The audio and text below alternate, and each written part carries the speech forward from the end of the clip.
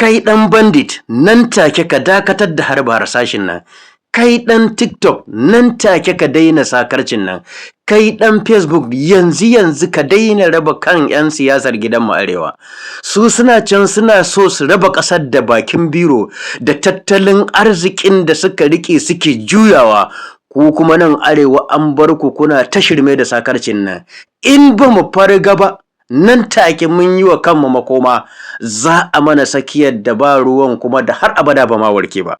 In dai ba za ku bar duburarku a iya mafitar kashi ba, ɗaya al'aurar kuma ta zama mafita ga fitsari, to da yaɗa wannan cutar Yahudawa za su riɓar da ƙwaƙwalwarku, ba za ku taɓa samun tunani mai kyau da zai hana ku yi rayuwa kamar dabba ba. Don in dai har ka mutu ba za ka taɓa daina jin yunwa ba, a kullum sai ka nemi abin da za ka sa a cikinka. To kashe wadda ka tsana ba zai taɓa magance maka damuwarka ko matsala ba. Kuma a duk inda kake a duniya dole sai ka rayu da mutumin da zuciyarka ba ta son sa.